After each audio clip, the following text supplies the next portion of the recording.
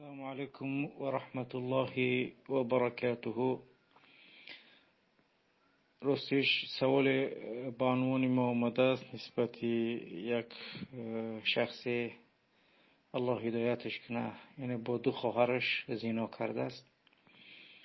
خداوند از این مصیبت ملت ما را نجات بده که خیلی مصیبت وزمین است. خوب مهم که فاجعه و یا این که این جریمه یا این گناه انجام شده است و حالا فعلا چه چیزی انتظار است این شخصی زنا کرده را. البته در شریعت اسلام شخصی که زنا کند با محارم به مانند یعنی که مادر، به مانند خواهر، به مانند عمه، به مانند خاله، به مانند زنی پدر یعنی مایندر، یعنی اینها حکمشان قتل است بدون استثناء. یعنی که من اول حکم باید بیان کنم. حکم شریعت اسلام چی است؟ حکم اینها رجم است. رجم یعنی با سنگ زدن و در اینجا اصلا فرق نمیکنه که اون محسن است یعنی که زندار است یا اینکه بیزن است، بدون استثناء یعنی که حکمش قتل است. خوب، ولی حالا وقتی که البته باز نسبت مذهبم میخوام بیان کنم که در نزد مذهب امام ابو حنیفه رحمت الله علیه در این مسئله خوب بعضی اختلافات قولیه که وجود دارد. خوب یا که حد میگن حد معین برای اون هست یا که مثلا خوب اینه که چنین مسئله آمده است.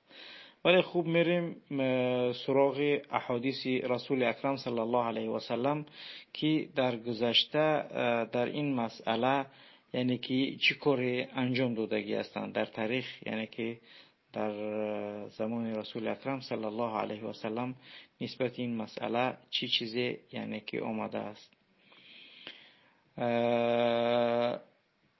البته حکمش گفتیم که شخصی که زنا کند با یکی از محرم های او کشته می شود مطلق، بدون یگان چیز، یعنی بدون یگان شرطی کشته شود باید. خوب، یکم حدیثی که در این مسئله میتونیم بیانش کنیم. عن البراء بن عازب رضی الله عنه انه قال لقيت خالي وفي بعض الروايات عمي ومعه راية فقلت له فقال بعثني رسول الله صلى الله عليه وسلم إلى رجل تزوج امرأة أبيه أن أقتله أو أضرب عنقه. از براء ابن عازب رضی الله عنه از رسول یعنی روایت است که میگه گفت من ملاقات کردم تقایم، در بعضی روایات عمک ما، در بعضی که در دستش یک بیرق بود. پس گفتم برایش که کجا میره؟ پس گفت رسول اکرم صلی الله علیه و سلم من فرستاده است تا اینکه برم به سوی مردی که اون ازدواج کرده است با همسری پدرش، تا اینکه اون با یک زدن از شمشیر بکشمش، یعنی که خب محارم. یکم دلیل دیومون از معاویه بن قره از عن ابيه عن جده ان رسول الله صلی الله علیه و سلم بعثه إلى رجل أعرس بإمرة أبيه فضرب عنقه وخمس ماله. از معاویه بن قره از پدرش روایت میکنه و از باباش که از رسول اکرم صلی الله علیه و سلم من فرستاد به سوی مردی که او عروسی کرده بود با همسر پدرش تا اینکه بزنم گردنش و مالش خمس بگیرم به عنوان خمس. خوب، دلیل سوم ما از مغیره ابن شعبه رضی الله عنه است که قال سعد بن عباده لو رأيت رجلا مع امرأة أبيه لضربته بالسيف. اگر من دیدم مردی را با همسر پدرش میزنم او را با شمشیر غیر مصفح. فبلغ ذلك رسول الله صلی الله علیه و سلم. پس این خبر به رسول اکرم صلی الله علیه و سلم رسید. پس گفت اتعجبون من غیرت سعد؟ او شما تعجب میکنید از غیرت سعد؟ فوالله لأنا اغیر منه. رسول اکرم گفت من از اون کرده با غیرت تر هستم.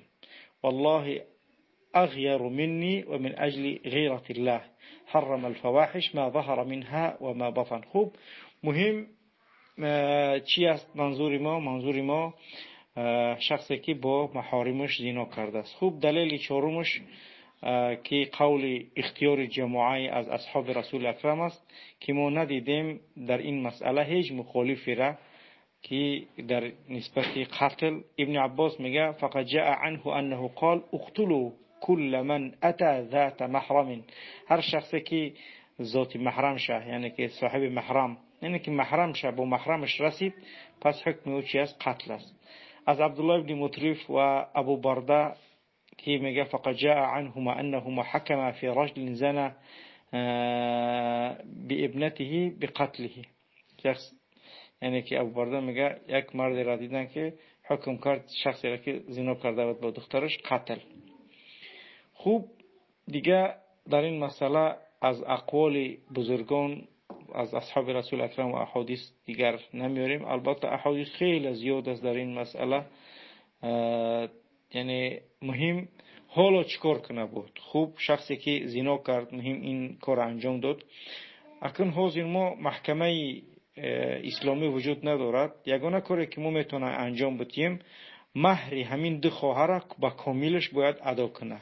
یکم کاری که این مردی یعنی فاسق میتوند انجام بده، یکم کارش همین است که مهر هر دو خواهرش ادا میکنه با وجه نکو و احسن، یعنی که از زنی که گرفته است از اون بیشتر باید مهر این دو خواهر، مثلا در توی خودش بر مهر خودش با زن خودش مثلا $1000 یا $2000 باشه، باید برای این ضعف بده، یعنی که مبلغ بیشتر بده برای این هر دو خواهر. یک تا دومش توبه پاک کنه، توبه پاک کنه به سوی الله سبحانه و تعالی تا اینکه الله اینو ببخشد و عملهای صالح زیاد انجام بده، عملهای نیک زیاد انجام بده تا اینکه الله سبحانه و تعالی گناهاش به توسط عملهای صالحی که انجام میکرد و مانند نماز زیاد خواندن، روزه گرفتن، خوب صدقه کردن، حج کردن، عمره کردن، عملهای صالح نیک انجام دادن، خوب دستی کمبغل و یتیم و فقیر گرفتن و هر عملهای خیر متبادر در عملهای خیر، یعنی کوشش کنه که مبادرت کنه، پیش دستی و سبقت کنه در انجام دادن عملهای خیر. انشاءالله که امید داریم که دیگه دوباره به این عمل باز نگردد، ولی این فراموش نکنه که زنا کردن با خواهرش یعنی خواهریت اون خواهر از این بیرون نکرده است، یعنی تا حالی اون خواهرش است و این برادرش است، یعنی این عمل خواهر انسان از انسان بیرون نمیکنه و خیلی کاری بدی انجام داده. خوب اگر حکومت اسلام میشد یا که قاضی حکمش قتل بود، این دیگه اگون بخشش نداشت.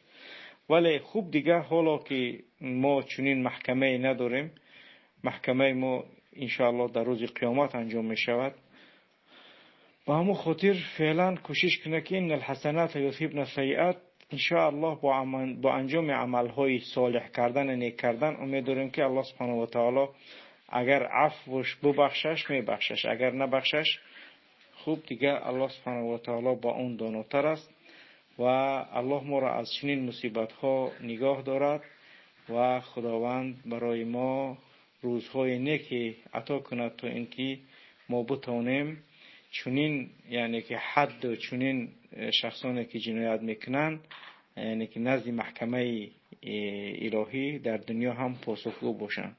خوب فعلا که اون چیز وجود ندارد، حتما این انسان باید که توبه کنه و دوباره به این گناه باز نگردد و همیشه با انجام عملهای نیک خودش کار کند، یعنی که عادت بکنه تا اینکه ممکن است که الله سبحانه و تعالی این گناهش ببخشش. و صلی الله و سلم علی سیدنا و نبینا محمد. السلام علیکم و رحمت الله و برکاته.